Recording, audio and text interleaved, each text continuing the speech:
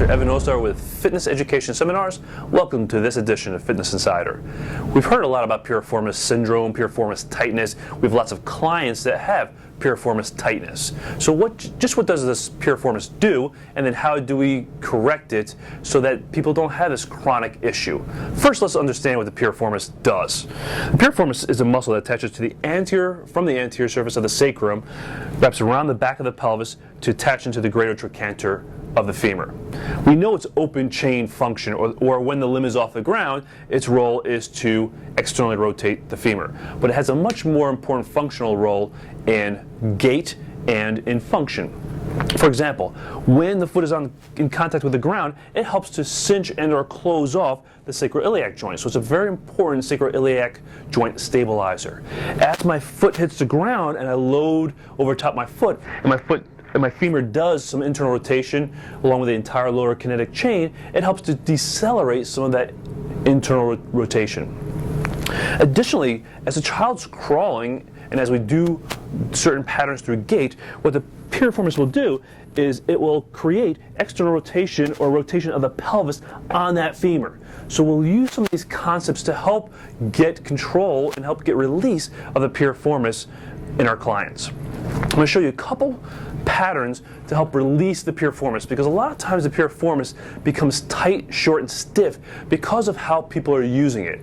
And specifically with the butt grippers, clients that over grip their hips and overly use those piriformis and deep rotators to help stabilize the hip. And this is a predominant problem with clients that use patterns, or trainers that clue their clients into using patterns where they're having them grip their hip and thrust them forward. So whether at the top of a squat, kettlebell swing, and people are really jamming that hip forward in the socket, and we start to create this divot here because of the loss of centration of the hip joint. So the goal here is to get clients to understand how to release through the piriformis, to get the piriformis to allow the hip to sit back in the joint socket.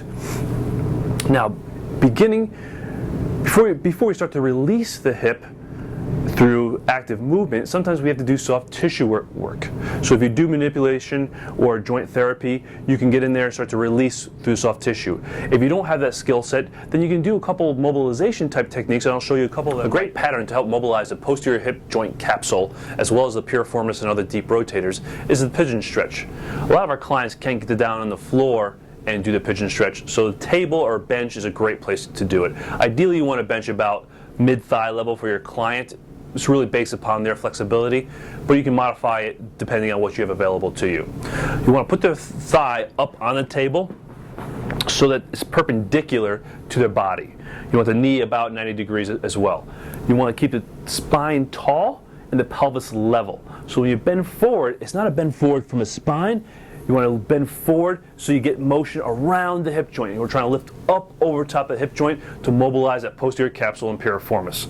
So you hold it for a count of 10 and slowly bring yourself back out of it.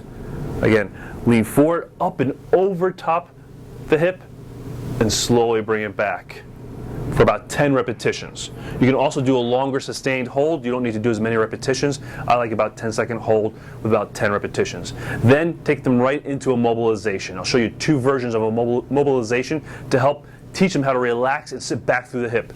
The first is a quadruped.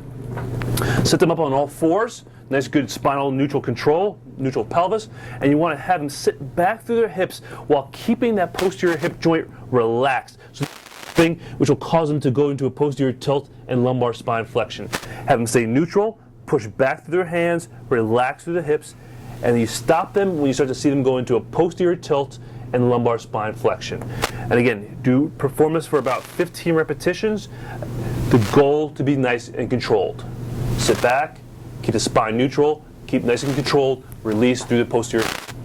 The second way to perform this, have them do almost a modified waiter's bow, where you can put their hands on the edge of a bench or a chair or wall and have them just sit back through the hips. Same concept.